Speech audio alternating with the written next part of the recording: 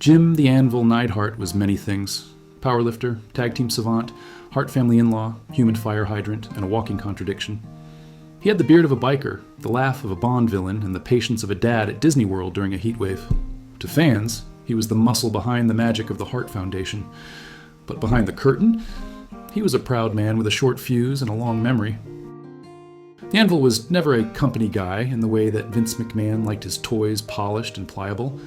Jim didn't play politics. He didn't carry Triple H's bags or laugh at Shawn Michaels' jokes. What he did do was tell the truth, whether it cost him bookings, reputation, or even his job. He was the kind of guy who, if he hated you, you knew it. No cryptic social media posts, no interviews filled with, "I wish them the best in their future endeavors." If Jim thought you were a phony, a user, or a sellout, he would tell you to your face, and if he didn't, he might just throw a chair at it. So today, let's take a ride through the 5 wrestlers Jim the Anvil Neidhart legitimately hated. Not the scripted rivalries, not the pretend feuds, but the real-life disdain that simmered like a pot of chili on an old NWA stove. And we'll do it in Jim's style. No fluff, no filter, and no forgiveness. Strap in, folks. It's about to get pink, black, and brutally honest. Neidhart didn't suffer fools. And in the late 80s to mid-90s, Shawn Michaels was a damn fool with a spotlight and a sense of invincibility only cocaine and Vince McMahon's praise could provide. Jim's problems with Michaels were twofold.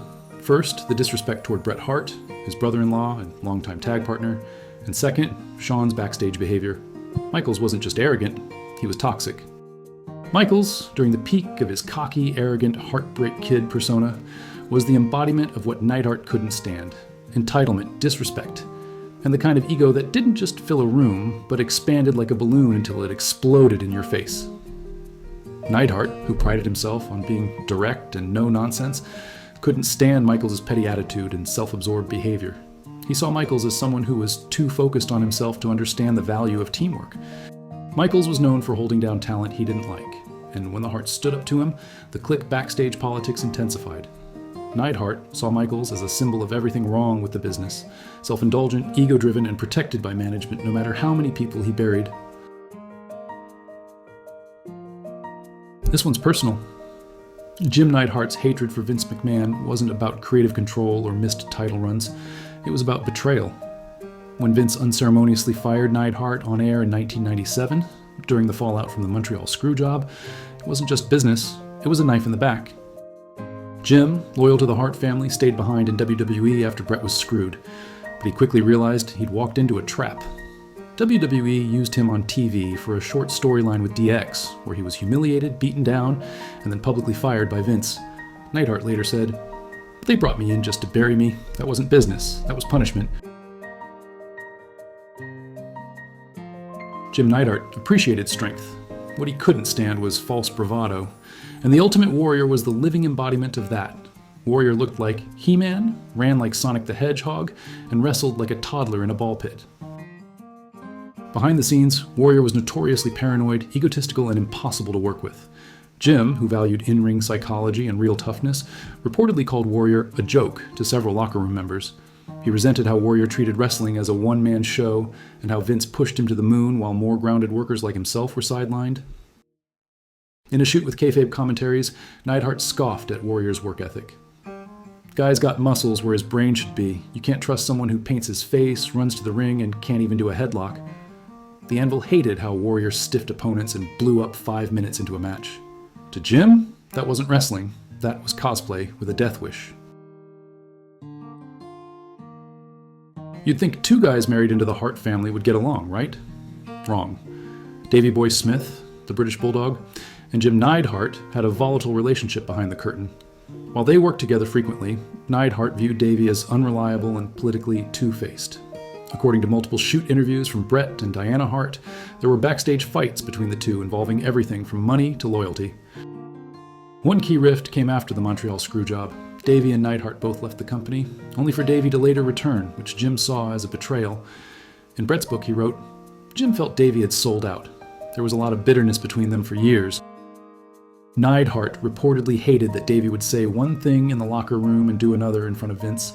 He saw him as the kind of guy who would shake your hand with one hand and hold a knife in the other. Davey Boy was the kind of friend who'd help you move a couch and then pawn it the next day. If there's one thing Jim Neidhart couldn't stand, it was entitlement, and Kevin Nash practically wore it like cologne. Nash, aka Diesel, was a member of the Clique, and like his buddy Shawn Michaels, he used his backstage influence to push himself and his pals at the expense of old school talents. Neidhart came from a world where you earned your place by grinding it out in the dungeon, not by making sarcastic jokes to Vince and lobbying for top spots with catchphrases. Neidhart once said, "Big Kev's got the body, the look, the gift of gab. Too bad he skipped the wrestling part."